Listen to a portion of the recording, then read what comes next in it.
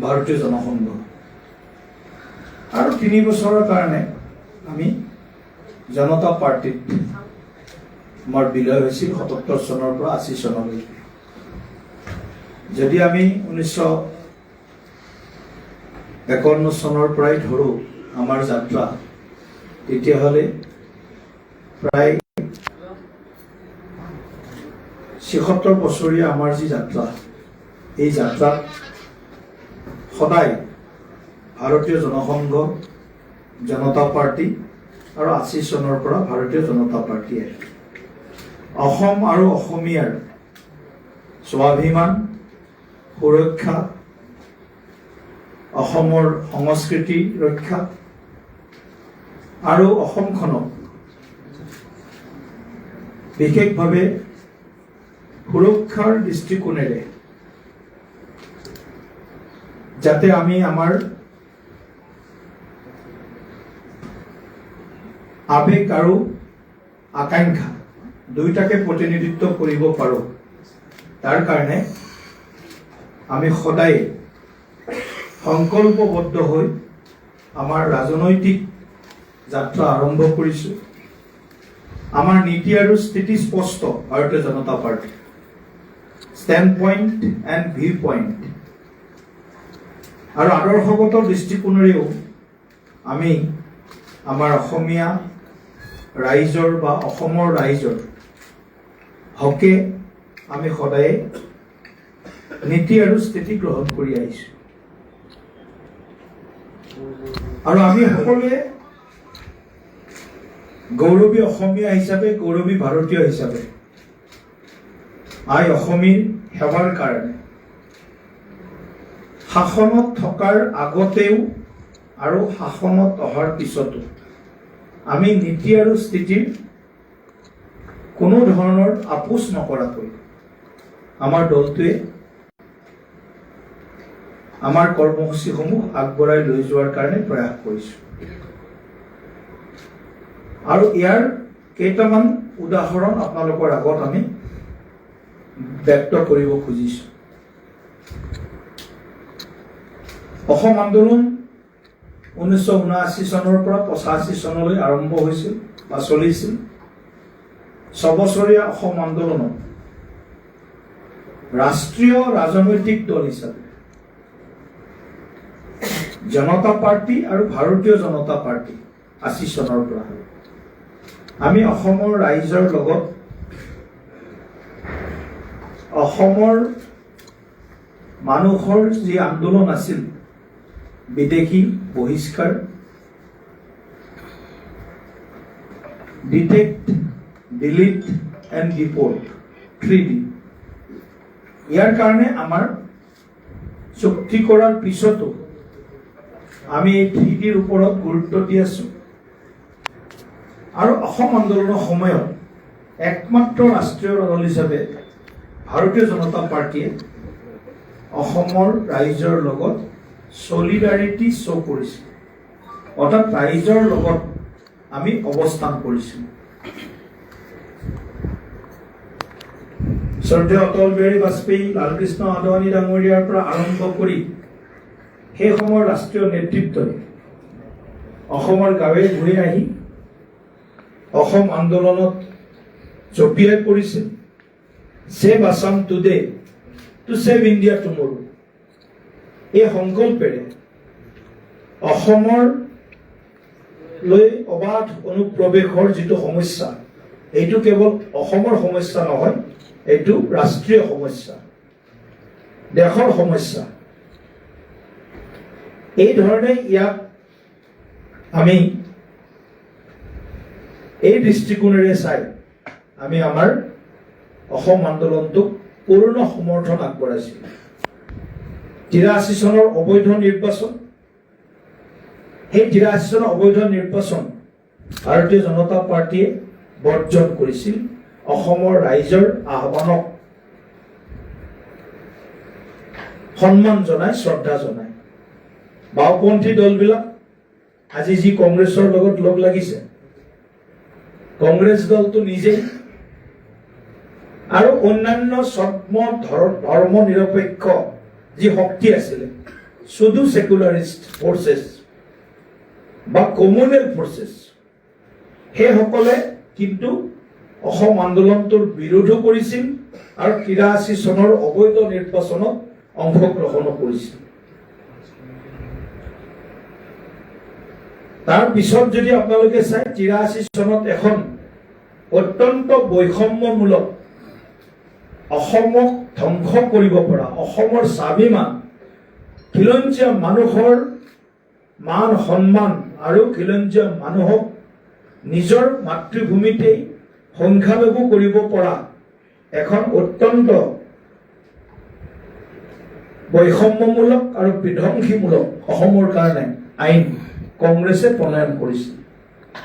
IMDT illegal migration determination বাই tribunal act 1983 আৰু এই আইনখনৰ জৰিয়তে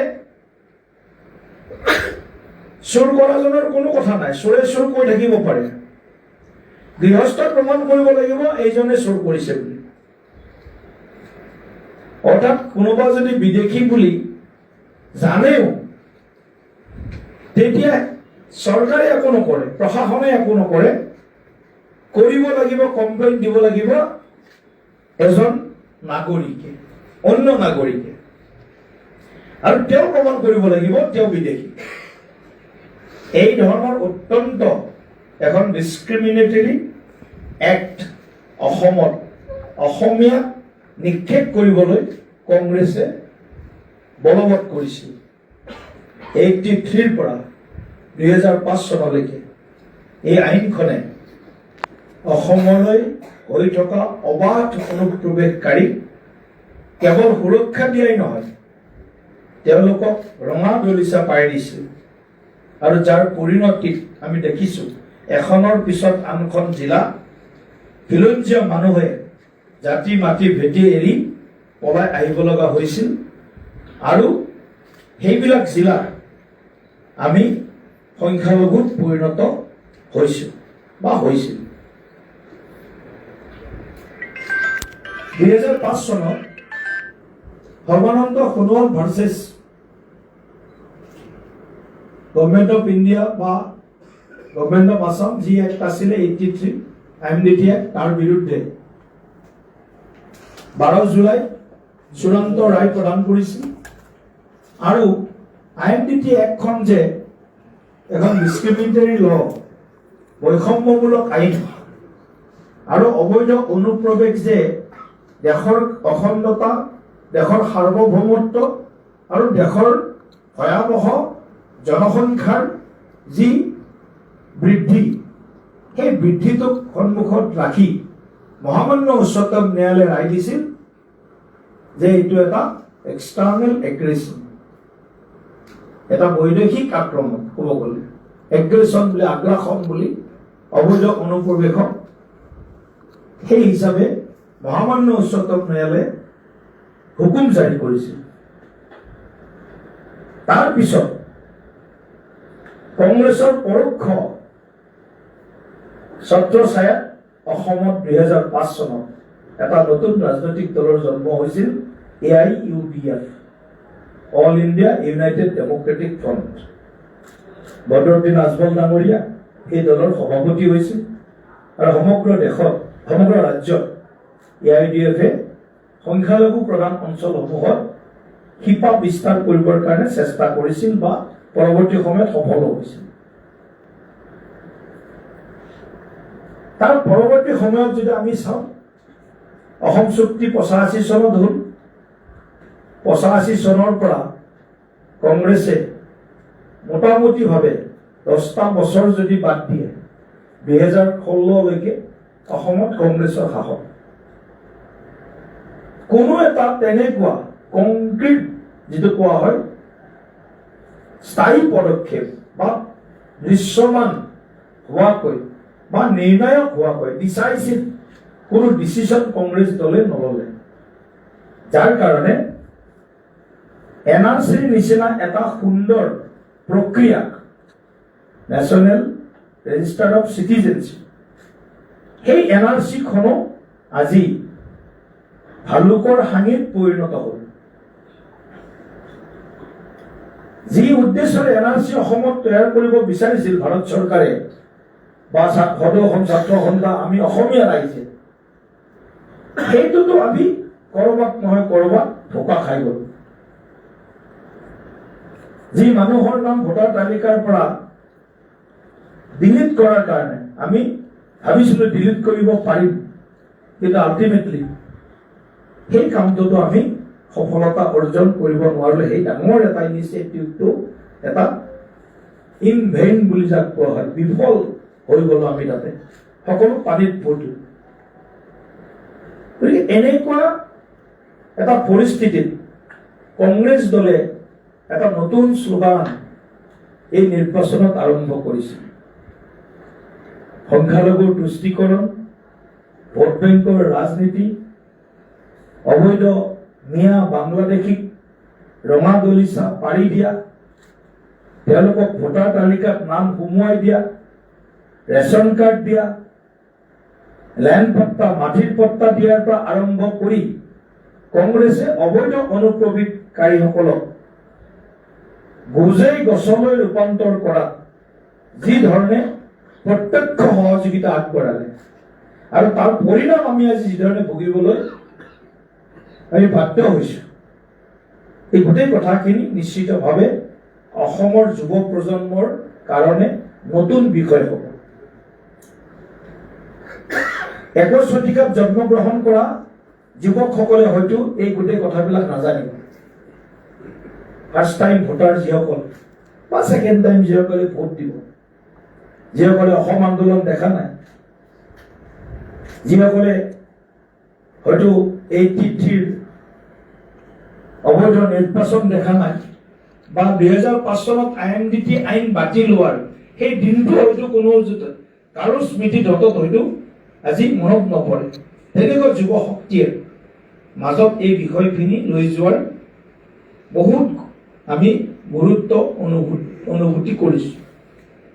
সেইকাৰণে কংগ্ৰেছৰ যিটো বাংলাদেশী মিয়া প্ৰীতি, সেই মিয়া প্ৰীতি অসমৰ ৰাইজে হয়তো জ্যেষ্ঠসকলে বহুতে জানে, কিন্তু নৱপ্ৰজন্মই এই গোটেই কথাবিলাক নাজানে। সেইকাৰণে কংগ্ৰেছৰ এইবাৰ নিৰ্বাচনৰ যিটো শ্লোগান নতুন বৰ অসম, যি কংগ্ৰেছৰ দিনত অসমখন বিভিন্ন অঞ্চল তেওঁলোকে কাৰোবাক লিজত দি দিলে, পাৰ্মানেণ্ট দিয়া নাই। বিজেপি চৰকাৰ যেহেতু এতিয়া আহিছে, ৰাইজৰ আশীৰ্বাদ যিহেতু আমাৰ ওপৰত আছে, আমি এই লিজ যেতিয়াই সুবিধা পাওঁ অতি সোনকালে অসমৰ মাটি ভেটি কংগ্ৰেছে যে বাংলাদেশী মিয়াক লিজত দিলে, সেই চুক্তি বা এগ্ৰিমেণ্ট আমি যেতিয়াই সুবিধা পাওঁ সেই এগ্ৰিমেণ্টখনৰ এটা এটা ধাৰা, এটা এটা উপধাৰা আমি বানচাল কৰিবৰ কাৰণে আমাৰ প্ৰয়াস অব্যাহত থাকিব। ইতিমধ্যে আমি যোৱা 5টা বছৰত বা সৰ্বানন্দ সোণোৱাল ডাঙৰীয়াৰ দিনৰ পৰাই যদি আৰম্ভ কৰোঁ, স্বতন্ত্ৰ ধানৰ ভূমিৰ বেদখল মুক্ত কৰ যি প্ৰক্ৰিয়া 2016 চনৰ শেষৰ ভাগত আৰম্ভ হৈছিল, ডিচেম্বৰ মাহত আৰম্ভ হৈছিল, নৱেম্বৰ ডিচেম্বৰ, সেই পবিত্ৰ বৰদোৱা থানত মাটি বেদখল মুক্ত কৰি আজি তাত এটা আধ্যাত্মিক, এটা সাংস্কৃতিক আমি এটা বটদ্ৰৱা ক্ষেত্ৰ নিৰ্মাণ কৰি উলিয়াইছো। অৰ্থাৎ আমাৰ যিটো নীতি, আমাৰ যিটো স্থিতি অসমৰ খিলঞ্জীয়া ৰাইজৰ পক্ষত, আমাৰ যিটো নীতি, আমাৰ যিটো স্থিতি, আমি আমাৰ কৃষ্টি সংস্কৃতি জাতি মাটি ভেটি সুৰক্ষিত কৰাৰ স্বাৰ্থত সেই দৃষ্টিভংগীটো অহা সময়খিনিত আৰু অধিক শক্তিশালী ৰূপত অসমৰ জনতাৰ ৰাইজৰ আই মাতৃ জ্যেষ্ঠজনৰ আশীৰ্বাদত যুৱ শক্তিৰ সহযোগত নিশ্চিতভাৱে আমি এইখিনিক আৰু আমি দৃশ্যমান ভিজিবল কৰি অসমক অনন্তকালৰ বাবে সুৰক্ষিত কৰি ৰখাৰ প্ৰয়াস অব্যাহত ৰাখিম। কংগ্ৰেছৰ বৰ অসমৰ যি সংকল্প, তাত তেওঁলোকৰ ডাঙৰ খুঁত আছে, ডাঙৰ কনস্পিৰেচি আছে। মই কাৰো নেতাৰ নাম ক'ব খোজা নাই, কিন্তু কংগ্ৰেছে বৰ অসমৰ যিটো শ্লোগান দিছে, এই বৰ অসমখনত মিয়াৰ অধিকাৰ যাতে সৰ্বকালৰ বাবে সুৰক্ষিত হৈ থাকে, সেই সংকল্প, সেই চিন্তাৰ, সেই পৰিকল্পনাই তেওঁলোকে বৰ অসমৰ শ্লোগান দিছে। কাৰণ তেওঁলোকে কৈ আছে, যদি আমাৰ চৰকাৰ আহে, যি মাটি বেদখল মুক্ত কৰা হ'ল, সেই মাটি তেওঁলোকক আকৌ ঘূৰাই দিব। যি বনাঞ্চল, যি আধ্যাত্মিক স্থলী, আমাৰ মাটি, আমাৰ ভেটি, যিসকলে দখল কৰিলে, সেইসকলক সেই মাটি ভেটি আকৌ ঘূৰাই দিব। অৰ্থাৎ তেওঁলোকৰ যিটো লাইচেন্সৰ বা পাৰ্মিটৰ যিটো পৰম্পৰা, লাইচেন্স এণ্ড পাৰ্মিটৰ কংগ্ৰেছৰ যিটো পৰম্পৰা, মিয়াৰ কাৰণে সেইটো আকৌ বহলকৈ দুৱাৰখন খুলি দিব। অসমৰ ৰাইজক বিনম্ৰতাৰে এইটো মই আহ্বান জনাইছো আজি আপোনালোকৰ মাধ্যমত। কংগ্ৰেছৰ সেই মিয়াৰ দপ্তপনিৰে পৰিপূৰ্ণ এখন অসম বিচাৰে, কংগ্ৰেছৰ সেই বৰ অসম বিচাৰে নে ভাৰতীয় জনতা পাৰ্টীৰ নেতৃত্বত এখন সুৰক্ষিত অসম আৰু এখন বিকশিত অসম বিচাৰে? এইটো ৰাইজলৈ মই এই আহ্বানটো আজিৰ এই সংবাদমেল যোগে মই মুকলি কৰিছো। চৰ্চা হওক, বিতৰ্ক হওক। কংগ্ৰেছৰ বৰ অসমৰ ভয়ংকৰ ব্লুপ্ৰিণ্ট, ইয়াৰ অন্তৰালত লুকাই থকা কংগ্ৰেছৰ তুষ্টিকৰণৰ ৰাজনীতি, কংগ্ৰেছৰ ভয়ংকৰ খিলঞ্জীয়া বিৰোধী নীতি আৰু স্থিতি, যাৰ কাৰণে কংগ্ৰেছতে আজি খিলঞ্জীয়া নেতা টিকিব নোৱাৰা হৈ গ'ল। সনাতনী পৰম্পৰাক তেওঁলোকে চেলেঞ্জ কৰে। অসমত যেতিয়া 5 কিলোমিটাৰ ৰেডিয়াছৰ ভিতৰত বিফ, গো মাংস আমি বেন কৰিলো, সেই সময়ত কংগ্ৰেছৰ নেতাই তাৰ বিৰোধ কৰিছিল। আপোনালোকে নিউজ উলিয়াইছে। গৌ মাতাক পূজা কৰো আমি, কোনোবাই গো মাংস খোৱাত আমি দল হিচাপে, নীতি হিচাপে আমাৰ বিৰোধ নাই, কিন্তু গো মাতা আমাৰ কাৰণে পূজনীয়। আমি আহ্বানে জনাম যে গৌ মাতাৰ সেৱাৰ কাৰণে সকলো আগবাঢ়ি আহক, গৌ মাতা ৰক্ষা কৰাৰ কাৰণে সকলো আগবাঢ়ি আহক। তাৰ কাৰণে কোনো ধৰ্ম বা কোনো সম্প্ৰদায়ক মই এক টাৰ্গেট কৰিব বিচৰা নাই। এইটো ৰিলেট কৰিছো মই কংগ্ৰেছৰ তেওঁলোকৰ নীতি আৰু স্থিতিৰ লগত। তেওঁলোকে যেতিয়া বিৰোধ কৰে এই ধৰণৰ বিষয়বিলাক, কংগ্ৰেছে বিভিন্ন সময়ত আমি যেতিয়া নামঘৰ, অসম দৰ্শন আঁচনি লওঁ, উপাসনাস্থলী আঁচনি লওঁ, তেতিয়াও কংগ্ৰেছে তাৰ অপোজ কৰে। বটদ্ৰৱা থান যেতিয়া নতুনকৈ বনাম বুলি পৰিকল্পনা কৰোঁ, তেতিয়াও কংগ্ৰেছে অপোজ কৰে। অৰ্থাৎ কিমান ঘৃণা থাকিব লাগিব কংগ্ৰেছৰ। সনাতনী পৰম্পৰা, অসমৰ কৃষ্টি সংস্কৃতিক কিমান বেয়া পাব লাগিব, যাৰ পৰিণাম তেওঁলোকৰ ওঠৰ ভাষাই প্ৰকাশ কৰে। মৰ্যাদা পুৰুষোত্তম ভগৱান শ্ৰী ৰামচন্দ্ৰক নস্যাৎ কৰে কংগ্ৰেছ দলে, ৰাম হেতুক নস্যাৎ কৰে কংগ্ৰেছ দলে। ভব্য শ্ৰীৰাম মন্দিৰ নিৰ্মাণ কাৰ্য বা নিৰ্মাণ হোৱাৰ পিছত শুভ উদ্বোধনী পৰ্বত কংগ্ৰেছৰ নেতাই সেই পৰ্বক বহিষ্কাৰ কৰে। সোনিয়া গান্ধীজী, ৰাহুল গান্ধীজী, কংগ্ৰেছ দল, পুৰা ইকোচিষ্টেম, তেওঁলোকে ভগৱান মৰ্যাদা পুৰুষোত্তম ৰামচন্দ্ৰৰ মন্দিৰ নিৰ্মাণ বা মন্দিৰৰ উদ্বোধনী অনুষ্ঠানতো উপস্থিত নাথাকে। বন্দে মাতৰমৰ নিচিনা গীত কংগ্ৰেছৰ সভাত গাবলৈ দিয়া নহয়। কেনেধৰণৰ মাইণ্ডছেট হ'ব লাগিব তেওঁলোকৰ, কেনেধৰণৰ পলিচি হ'ব লাগিব, নীতি হ'ব লাগিব, এই গোটেই কথাবিলাকে প্ৰমাণ কৰে যে কংগ্ৰেছ দলটো কেৱল অসমৰে নহয়, ভাৰতবৰ্ষৰ কৃষ্টি বা সংস্কৃতি সভ্যতাৰো তেওঁলোকে সন্মান তেওঁলোকে নকৰে বা সন্মান তেওঁলোকে কৰিবৰ কাৰণে বা তাৰ বিপৰীতে অসন্মান কৰা। যেতিয়া ষ্টেলিনৰ বক্তব্য দিয়ে যে সনাতন হল কেঞ্চাৰ, তেতিয়া আমাৰ নিশ্চয় আমি সকলোকে লগত লৈ চলো। ভাৰতৰ পৰম্পৰা, অসমৰ পৰম্পৰা আমাৰ, আমি খিলঞ্জীয়া মুছলমান, খিলঞ্জীয়া হিন্দু, আমি ইয়াত কোনো ভেদভাৱ নাই, আমি সকলোৱে এক। কিন্তু যেতিয়া মিয়াৰ ভোটৰ কাৰণে ৰাজনীতি কৰে, মিয়াৰ ভোটৰ কাৰণে যেতিয়া তেওঁলোকে সকলো ক্ষেত্ৰত আপোচ কৰে, তেতিয়া অসমীয়া হিচাপে নিশ্চয়, ভাৰতীয় হিচাপে নিশ্চয় আমাৰ বুকু বিষায়। আমি হজম কৰিব নোৱাৰো এইবিলাক কথা।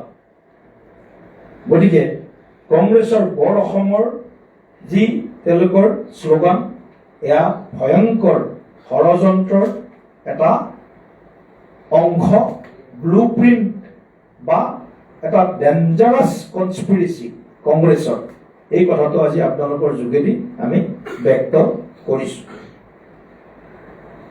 অসমত যেতিয়া আমাৰ চৰকাৰে ভাষা, কৃষ্টি, সংস্কৃতিৰ কাৰণে কাম কৰে, সভ্যতা সংৰক্ষণৰ কাৰণে কাম কৰে, দুখীয়া মানুহৰ কাৰণে কাম কৰে, জনসংখ্যা ৰোধৰ কাৰণে কাম কৰে, বহু বিবাহ, বাল্য বিবাহ ৰোধৰ কাৰণে কাম কৰে, তাতো কংগ্ৰেছ দল আৰু পুৰা ইকো চিষ্টেমে ইয়াৰ বিৰুদ্ধে নেৰেটিভ সৃষ্টি কৰে, এটা ভুৱা বাগধাৰা এটা সৃষ্টি কৰে, ফেক নেৰেটিভ।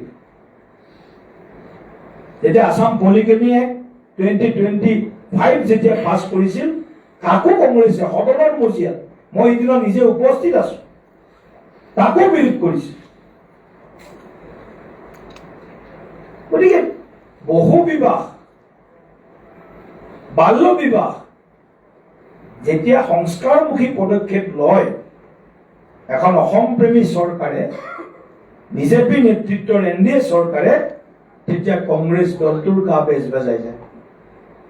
গতিকে কংগ্ৰেছৰ ইতিহাস যদি আমি একেবাৰে, হয়তো 79 চনৰ পৰাহে কৈছো, তাৰ আগৰ পৰাও যদি চাওঁ, তেতিয়াহ'লে গোটেই কংগ্ৰেছৰ ইতিহাস, পোষ্ট ইণ্ডিপেণ্ডেন্স, স্বাধীনোত্তৰ কালৰ কংগ্ৰেছৰ যিটো ৰাজনৈতিক ইতিহাস, এইটো এটা ডাঙৰ কলা অধ্যায়। আৰু সেইকাৰণে কংগ্ৰেছৰ এই ফেক নেৰেটিভ বৰ অসম, নতুন বৰ অসম, বৰ অসম নহয়, নতুন বৰ অসম, অকল বৰ অসম হলে স্বৰ্গদেউ চাওলুং চুকাফাক হয়তো অকমান হলেও শ্ৰদ্ধা কৰাটো বুজালে, মাটিটো নাবাঢ়ে নহয়, বাঢ়ে কি জনসংখ্যা, মাটিটো যিমান আছে সিমানে থাকিব, বাঢ়ে জনসংখ্যা, পৰিৱৰ্তন হয় জনগাঁথনিত। কিন্তু কংগ্ৰেছে এখন নতুন বৰ অসম, হয়তো মই ভাবো কংগ্ৰেছে অসমখনক বাংলাদেশৰ লগত চামিলকৰণৰ প্ৰস্তাৱক মৌনভাৱে বা পৰোক্ষভাৱে হয়তো তেওঁলোকে সেই মৌলবাদী শক্তিক সাহস আৰু হয়তো তেওঁলোকক সাৰ পানী যোগাইছে।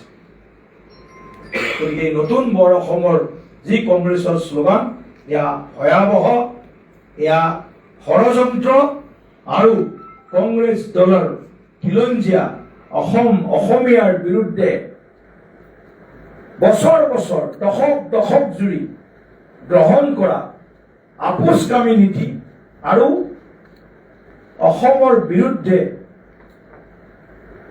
তেওঁলোকে মুকলিকৈ যি অৱস্থান কৰিছে তাৰ বহিৰ প্ৰকাশ মাত্ৰ। আজিৰ এই দিনটোত মই যিহেতু নিৰ্বাচন আহি আছে, অসমৰ সুৰক্ষা, অসমৰ বিকাশ, এই বিজেপিৰ প্ৰতিজ্ঞা, এই প্ৰতিজ্ঞাক আমি অধিক শক্তিশালী ৰূপত আগবঢ়াই লৈ যাম। গতিকে কংগ্ৰেছক ভাল পোৱা কিছুমান নেতাই কালি সাংবাদিক মেলো কৰিছে, উজনি অসমত আৰু ক'ৰবাত শংকৰ আজানৰ দেশ বুলি কৈছে। কিন্তু আমাৰ এই দেশখন যুগে যুগে শংকৰ মাধৱৰ দেশ, যুগে যুগে, আৰু সদায় শংকৰ মাধৱৰ দেশ হৈ থাকিব। কালি কোনে ক'ত প্ৰেছমিট কৰিছে আপোনালোকৰ মাধ্যমতে আমি শুনিছো বা দেখিছো। এই ধৰণৰ মৰ হ্ৰাস কৰিব পৰা শক্তি অসমত জন্ম হ'ল। ইয়াৰ পিছফালে নিশ্চয় কংগ্ৰেছ দলৰ সেউজ সংকেত থাকিব পাৰে। কংগ্ৰেছ দলৰ প্ৰত্যক্ষ নহলেও পৰোক্ষ পৃষ্ঠপোষকতাত উজনি অসমৰ পৰা এনে হুংকাৰ অসমীয়াই শুনিব লগা পৰিৱেশ সৃষ্টি হৈছে কংগ্ৰেছ দলৰ এই অসম বিৰোধী নীতি আৰু স্থিতিৰ বাবে। গতিকে শ্ৰদ্ধা সাংবাদিক বন্ধুসকল, মই বহুত আৰু বেছি কথা ক'ব নোখোজো। অসমৰ জনসংখ্যাৰ ভয়াৱহ বিস্ফোৰণৰ প্ৰতিচ্ছবিখন বহুত দীঘলীয়া, এইখন ক'ব গ'লে বহুত সময় লাগিব। 36% হৈ গ'ল অসমত, মানে আমাৰ সংখ্যালঘু সকলৰ সংখ্যা। কোনো আপত্তি নাই, কোনো আপত্তি নাই। এইকাৰণে কৈছো, কাৰণ আমাৰ মানুহ যেতিয়ালৈকে সজাগ নহ'ব, আমি যেতিয়া অসমীয়া জাতি, ধৰ্ম, পন্থ, ভাষা নিৰ্বিশেষে সজাগ নহ'ম, যেতিয়ালৈকে টু চাইল্ড পলিচি যাৰ কাৰণে চৰকাৰে বনাইছে, যিখন আইনৰ আধাৰত আমি 2023 চনৰ পৰা লাষ্ট 2026 চনলৈকে আমি প্ৰয়াস কৰিছো চাইল্ড মেৰেজটো বন্ধ কৰিবলৈ। 13 বছৰত 12 বছৰত ছোৱালী বিয়া হৈ যায়, কোনো মুখ্যমন্ত্ৰী নোলাল, ডক্টৰ হিমন্ত বিশ্ব শৰ্মা ওলাল যে চাইল্ড মেৰেজ এক্টখন, এইখন এক্টখন বহুত, এইখন এক্টখন যদি মানে যিটো কোৱা হৈছে prohibition of child marriage act, এইখন আইনখন পুৰণা আইন, সৰ্বভাৰতীয় আইন, PCMA, prohibition of child marriage act 2006ৰ আইন এইখন। কিন্তু সেই আইনখন কঠোৰভাৱে বলবৎ কৰিব লগা অঞ্চলৰ ভিতৰত, ৰাজ্যৰ ভিতৰত অসমখন আছে। কিন্তু অসমখনত এই আইনখন বলবৎ নহয়। 2006ৰ পৰা 16লৈকেতো অসমত কংগ্ৰেছৰে চৰকাৰ আছে, কেন্দ্ৰতো প্ৰায় 14লৈকে কংগ্ৰেছৰ চৰকাৰ আছে। কিন্তু জনসংখ্যা বাঢ়ি যাওক, এইটো কংগ্ৰেছৰ কাৰণে ইনভেষ্টমেণ্ট। যিমান জনসংখ্যা বাঢ়ে বাঢ়ক, যিমান ভোটাৰ লিষ্টত, ভোটাৰ তালিকাত নাম মেয়ৰ সোমাই যাওক, কংগ্ৰেছৰ কোনো মূৰৰ কামোৰণি নাই, কংগ্ৰেছৰ কোনো আৱেগ নাই, অনুভূতি নাই। কাৰণ কংগ্ৰেছক শাসন লাগে, ক্ষমতা লাগে। অসম ৰসাতলে যাওক, অসম জহান্নামে যাওক, কিন্তু মানুহ জিলাৰ পিছত জিলা সংখ্যালঘু হওক, কংগ্ৰেছৰ এইটো চিন্তা নাই। গতিকে এই ধৰণৰ যিবিলাক ঘটনা ঘটাইছে কংগ্ৰেছে, এয়া অসমীয়া ৰাইজে, মই অনুৰোধ কৰিম, ইয়াক সহজভাৱে নিশ্চয় নল'ব। কাৰণ কিয়, অসমৰ যি সমস্যা, সংকট, তাৰ কাৰণে আমি বিজেপি চৰকাৰ, ডাবল ইঞ্জিন চৰকাৰ, লাহে লাহে লাহে লাহে আমি পৰ্যায়ক্ৰমে কিছুমান কথা হাই প্ৰফাইল প্ৰচাৰ কৰিব নোৱাৰে। অসমত ল' প্ৰফাইলৰ দ্বাৰা কিছুমান কাম কৰিব লাগে। এই ল' প্ৰফাইলৰ কাম অসমত আৰম্ভ হৈছে। ভিজিবল হৈছে এভিকশ্যন ড্ৰাইভ, কিন্তু অন্য দিশতো আমি ল' প্ৰফাইলত অসমখনক বিদেশী মুক্ত কৰাৰ কাৰণে আমাৰ প্ৰয়াস ভাৰত চৰকাৰ আৰু অসম চৰকাৰে পাকে প্ৰকাৰে আমি আৰম্ভ কৰিছোঁ আৰু আমাৰ ভাৰত বাংলা সীমান্ত সম্পূৰ্ণৰূপে সিল কৰাৰ কাৰণে আমাৰ চৰকাৰে প্ৰায় অলমোষ্ট 95% প্লাস কাম কমপ্লিট কৰি পেলালে ৰিভাৰাইন এৰিয়াৰ অকমান কাম সেইখিনিতো সফিষ্টিকেটেড টেকনলজিৰ জৰিয়তে সেইখিনি কামো আমি কৰি আছোঁ গতিকে মই আৰু বেছি সময় নলওঁ আকৌ এবাৰ কৈছোঁ যে মেয়া মেজৰিটি অসম কৰাৰ কংগ্ৰেছৰ যিটো ব্লুপ্ৰিণ্ট নতুন বড় অসমৰ কংগ্ৰেছৰ যিটো ব্লুপ্ৰিণ্ট এয়া অসমৰ খিলঞ্জীয়া আৰু অসমক ভাল পোৱা প্ৰকৃত ভাৰতীয় মানুহৰ বাবে হজম কৰিব নোৱাৰা এটা বিষয় এটা তেওঁলোকৰ বাকধাৰা এই বাকধাৰাক আমি প্ৰতিহত কৰিম আৰু নিশ্চিত ৰূপত প্ৰধানমন্ত্ৰী নৰেন্দ্ৰ মোদী ডাঙৰীয়া আৰু মুখ্যমন্ত্ৰী ডক্টৰ হিমন্ত বিশ্ব শৰ্মা ডাঙৰীয়াৰ নেতৃত্বত আমি নেক্সট যি চৰকাৰ হ'ব এই চৰকাৰখনে আমি আমাৰ খিলঞ্জীয়া মানুহৰ যিটো জাতিসত্তা সেই সত্তাটো আৰু অধিক শক্তিশালী কৰিবৰ কাৰণে প্ৰয়াস অনবৰত অবিৰত চলাই যাব বহুত বহুত ধন্যবাদ প্ৰশ্ন এটা আছে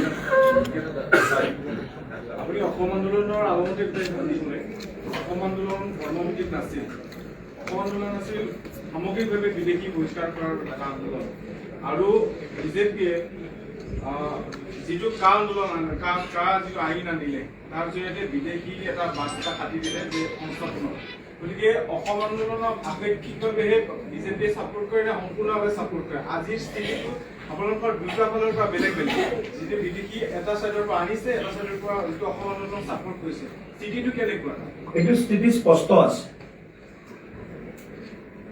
1950 চনত এখন আইন পাছ হৈছিল ইমিগ্ৰেশ্যন এক্সপালছন ফ্ৰম আছাম এক্ট 1950 সেই আইনখন ভাৰতবৰ্ষত বা অসমত যদি বলবৎ হলহেঁতেন কংগ্ৰেছে অবাধ অনুপ্ৰৱেশ ৰোধ কৰিব পাৰিলেহেঁতেন কিন্তু নকৰিলে ইমিগ্ৰেশ্যন এক্সপালছন ফ্ৰম আছাম এক্ট 1950 সেই আইনখনত প্ৰাৱধান আছিল ব্যৱস্থা আছিল কিন্তু নকৰিলে কিন্তু আপুনি যিটো কৈছে চিটিজেনশ্বিপ এমেণ্ডমেণ্ট এক্ট CAA ভাৰতৰ মূল ভূমিখণ্ডৰ যিসকল লোক আজি আফগানিস্তান পাকিস্তান বাংলাদেশ আৰু কি আছিলে তিনিখন এই তিনিখনত বিভিন্ন কাৰণত আপুনি পাকিস্তান ভাৰত এইবিলাকতো কাহিনী ক'ব গ'লে কংগ্ৰেছৰ নেতাই মুখ দেখাব নোৱাৰে বিভাজনৰ কৰুণ ইতিহাসটো আমি কোৱাই নাই আৰু বড় অসমখনক কংগ্ৰেছৰ দিনত কেনেকৈ টুকুৰা টুকুৰ কৰি হৈছে মই আপত্তি কৰা নাই নাগালেণ্ড হোৱাত মোৰ আপত্তি নাই মেঘালয় হোৱাত আমাৰ আপত্তি নাই কিন্তু তেওঁলোকৰ দিনতে বড় অসমখন যে 7 ভাগত বিভক্ত হ'ল 6 ভাগত বিভক্ত হ'ল এটা আমি আপত্তি নকৰোঁ ইটছ কনষ্টিটিউচনেল প্ৰভিজন ভাৰত চৰকাৰে দিছে আমি তাক ছাপোৰ্ট কৰোঁ আমি সকলোকে সন্মান কৰিছোঁ কিন্তু টুকুৰা টুকুৰ তেওঁলোকৰ দিনতে হৈছে বিভাজনৰ কৰুণ ইতিহাস 14 আগষ্টৰ দিনা কি ঘটনা হৈছিল বা সেই 15 দিন অবিভক্ত 15 দিন ভাৰত বিভাজনৰ তাৰ কৰুণ ইতিহাস কিতাপ আছে মই অসমৰ ৰাইজক অনুৰোধ কৰিম সেই কিতাপখনো পঢ়িব আপোনালোকেও পঢ়িব সেই 15 দিন অবিভক্ত 15 দিন কিতাপখন পঢ়িব তেতিয়া গম পাব CAA our commitment it's not political issue নতুন বড় অসমৰ যি ষড়যন্ত্ৰ যোগে কংগ্ৰেছে কৰিছে ইতিমধ্যে পিছত নতুন বড় অসমৰ আপোনালোকে ইভিকশ্যনৰ কথা কৈছে বাংলাদেশৰ বা কাটাতাৰৰ কথা কৈছে তাৰ উপৰিও আৰু কি ব্লু প্ৰিণ্ট আছে তেওঁলোকে ষড়যন্ত্ৰ উৎখাত কৰিব পাৰে যিটো নতুন বৰ অসম এটা তেওঁলোকৰ কাৰণে আপোনালোকৰ কাৰণে এটা ভয়ংকৰ ব্লু প্ৰিণ্ট চৰকাৰী বা লেণ্ড ল অফ লেণ্ড যি আছে আমাৰ ভাৰতৰ যি আইন আছে সেই আইন অনুসৰি আজি কিছুদিন আগত আপোনালোকে জানে হোম মিনিষ্ট্ৰী স্পেচিয়েল গাইডলাইনছ আহিছে সৰ্বভাৰতীয় পৰ্যায়ত আহিছে সেই কামটো আমাৰ চৰকাৰে কৰিছে ভালকৈ ভাৰত চৰকাৰে যিখিনি কৰিব লাগে এতিয়াতো আমি সকলোৱে এটা কথাত একমত হ'ম চাগে ভাৰত চৰকাৰ বাংলাদেশ চৰকাৰে নিশ্চয় আলোচনা বিলোচনা কৰি যিবিলাক ডিটেক্ট হ'ব দিল্লীততো আমি কৈ দিব পাৰিম ৰিপৰ্টৰ কাৰণে অকণমান দুইখন দেশৰ মাজত যি চুক্তি বা আলোচনা লাগে সেইখিনি নিশ্চয় আগন্তুক সময়খিনিত আমি ভাৰত চৰকাৰ অসম চৰকাৰ গোটেই অসমৰ ৰাইজৰ আহ্বানৰ প্ৰতি সঁহাৰি জনাই নিশ্চয় এইখিনি কাম কৰিব পাৰিম কিন্তু আকৌ এবাৰ কৈছোঁ জনগণ সজাগ নহ'লে কেৱল আইনে কোনো দেশ বা ৰাজ্যক বা জাতিক বচাব নোৱাৰে গতিকে সজাগ জনতাই যদি সজাগ হৈ নাথাকে অসমৰ ৰাইজ যদি সজাগ হৈ নাথাকে আৰু উচিত সময়োপযোগী আৰু পৰিপক্ক সিদ্ধান্ত যদি সময়ত নলয় আছে হেংদাং লোৱা নাই ললে হেংদাং ৰক্ষা নাই কেৱল শ্লোগানত থাকিলে নহ'ব মই হেংদাং লোৱাৰ কাৰণে কাৰোবাক মাৰিবৰ কাৰণে কোৱা নাই commitment towards the community towards the society, towards the own people, towards the own land. এই কমিটমেণ্টটো সকলোৱে ল'ব লাগিব তাত ধৰ্ম নাই তাত জাতি নাই তাত সম্প্ৰদায় নাই তাত ফাৰ্ষ্ট টাইম ভোটাৰ নাই তাত দিব্যাংগ ভোটাৰ নাই তাত চিনিয়ৰ চিটিজেনশ্বিপ নাই সকলোৱে বুজা হোৱা সকলোৱে এক সংকল্প ল'ব লাগিব আমি আই অসমীক অনাগত দিনত অনাদি অনন্ত কালৰ কাৰণে সুৰক্ষিত কৰি ৰাখিম মিয়াৰ প্ৰভুত্ব মিয়াৰ দপদপনি আমি সৰ্বদা কালৰ বাবে শেষ কৰাৰ কাৰণে এই সময়ৰ পৰাই আমি একেলগে আগবাঢ়ি যাম এনআৰচিৰ ক্ষেত্ৰত যদি আমি যিমান দূৰ জানো যে কংগ্ৰেছৰ দিনত ইউ পি এ চৰকাৰৰ দিনত আৰম্ভ হৈছিল সুপ্ৰিম কোৰ্টৰ তত্বাৱধানত হৈছিল কিন্তু এনআৰচিৰ আজিলৈকে 14ৰ পৰা কেন্দ্ৰ বা অসমত 16ৰ পৰা অসমত বিজেপি দলৰ চৰকাৰ এনআৰচিৰ শুদ্ধ তালিকাখন এতিয়ালৈকে প্ৰকাশ নহ'ল আৰু এনআৰচিৰ লৈ যিটো গাইডলাইন কৰিছিল সেই ৰঞ্জন গগৈক ৰাজ্যসভাৰ সাংসদো পতা হ'ল কিন্তু এনআৰচিৰ স্থিতি বা এনআৰচিক লৈ যিটো কৈছিল যে বিদেশীৰ নাম সুমুৱাই দিয়া হৈছে বহুত কথা আহিল প্ৰতীক হাজেৰাৰ কথাও আহিল কিন্তু আজিলৈকে কোনো স্পষ্ট এটা ব্যৱস্থা হ'ল কিন্তু আপুনি কৈছে যে এনআৰচিৰ এই গোটেই কথাখিনি কংগ্ৰেছৰ কাৰণেই হ'ল মই এই কথাটো স্পষ্ট কৰিব বিচাৰিছোঁ বহুত বেছি দীঘলীয়া নকৰোঁ We have rejected the NRC. BJP বা অসম চৰকাৰে সেই NRC ড্ৰাফট বা ফাইনেল যি আহিছে ৰিজেক্ট কৰিছে We have submitted affidavit also. Assam চৰকাৰে এই সন্দৰ্ভত এফিডেভিট ফাইল কৰি দিছে গতিকে আমি এইখন NRCক ৰিজেক্ট কৰিছোঁ নতুন ৰূপত যিটো আমি কৈছিলোঁ এফিডেভিটত বৰ্ডাৰ ডিষ্ট্ৰিক্টত 75% ভেৰিফিকেশ্যন হ'ব লাগে নতুনকৈ এই যাৰ নাম উঠিছে ভাৰত বাংলা সীমান্ত আৰু অন্য জেগাবিলাকত ক'ৰবাত 40% 30% যি গোটেইখিনি ক'লে বহুত দীঘলীয়া হ'ব গতিকে আমি এইখন NRCক ৰিজেক্ট কৰি লৈছোঁ এইখন NRCয়ে আমাৰ যিটো লক্ষ্য আছিল NRC বনোৱাৰ সেই লক্ষ্য প্ৰতিনিধিত্ব নকৰিলে আপোনালোকৰ শাসনকালতে ডুৰিং দ্য ৰেজিম অফ বিজেপি যদি নহয় কেতিয়ালৈকে হ'ব আকৌ আমাৰ শাসনতে মই ভাবোঁ আমাৰ শাসনতে এইখিনি কামখিনি সম্ভৱ কৰিব লাগিব সেইকাৰণে শাসনটো কাৰণে চৰকাৰখন অনাৰ কাৰণে মই ৰাইজক বিনম্ৰতাৰে অনুৰোধ কৰিছোঁ কংগ্ৰেছে নকৰিলে বিজেপিয়ে আৰম্ভণি কৰিছে আৰু যোনে আৰম্ভণি কৰে তেওঁ শেষো কৰিব পাৰে শইকীয়ানগৰে আপোনালোকে বিদেশী মুক্ত অসমৰ সপোন দেখে কিন্তু বিগত 10টা বছৰত মাত্ৰ 1600 ৭৪গৰাকী বিদেশীক বহিষ্কাৰ কৰা হৈছে বিধানসভাত দিয়া তথ্য অনুসৰি। যদি এইটো হাৰত যদি বিদেশী খেদা হয় তেতিয়াহ'লেতো চাগে কিমান প্ৰজন্ম গুচি যাব, অসমৰ বিদেশী সমস্যা কেতিয়াও সমাধান নহয় আৰু ৰাজনৈতিক ইছ্যু হিচাপে সদায় থাকি যাব। গতিকে এই বিষয়টো কেনেধৰণে খৰতকীয়া হ'ব আৰু যদি 10 বছৰ যদি ১৭৭৪ হয় তেতিয়াহ'লে আৰু বিষয়টো এটাতো কথা যে বিদেশী বুলি প্ৰমাণ হোৱাৰ পিছত তেওঁ সেইখন ৰাষ্ট্ৰই ল'ব লাগিব, সেইখন দেশৰ নাগৰিক, আৰু এইখন দেশৰ নাগৰিক প্ৰমাণ হৈ গ'ল লৈছে। কিন্তু যেতিয়া আপুনি এক থালি ভাতত এটা ধান থাকে নহয়, ধানটো উঠাই দিব পাৰে এক থালি ভাতৰ পৰা, যে থালিটোত গোটেই ধানে থাকে, থালিটোত চব ধানে, এইসোপাক খেদাৰ কাৰণে অকণমান আৰু সময় নিশ্চয় লাগিব, আৰু ইয়াৰ কাৰণে এটা ষ্ট্ৰং পলিটিকেল উইল পাৱাৰ থকা লিডাৰশ্বিপ, ডিচাইচিভ লিডাৰশ্বিপ লাগিব, আৰু যিটো আমি কৰা আৰম্ভ কৰিছোঁ।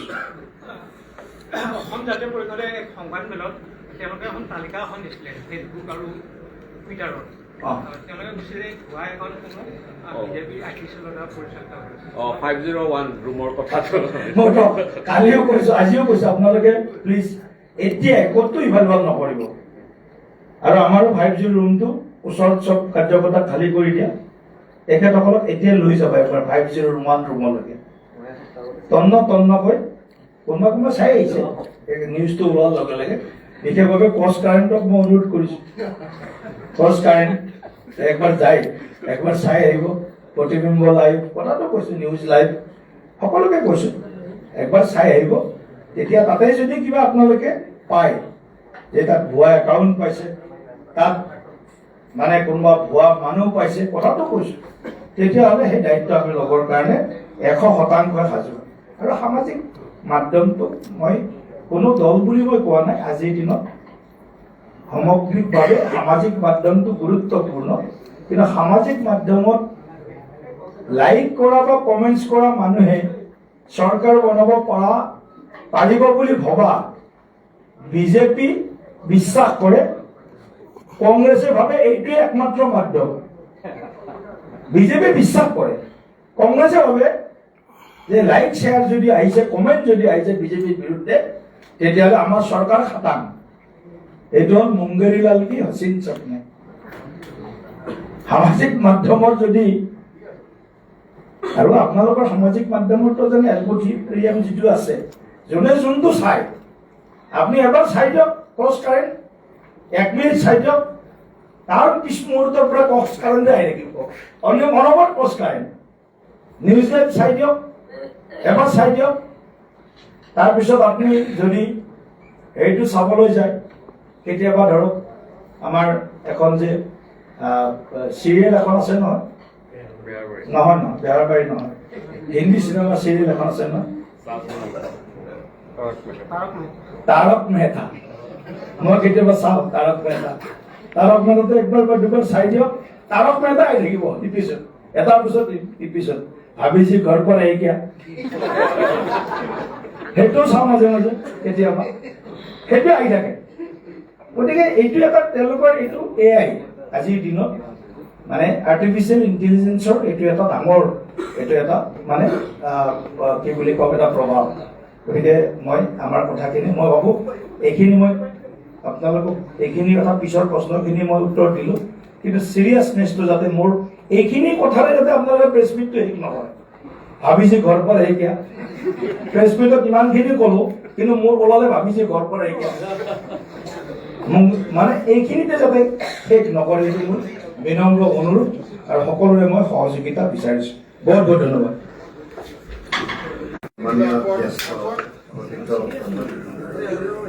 সকলোকে মাননীয় সভাপতিয়ে মই সংবাদমেলত সহযোগিতা কৰাৰ বাবে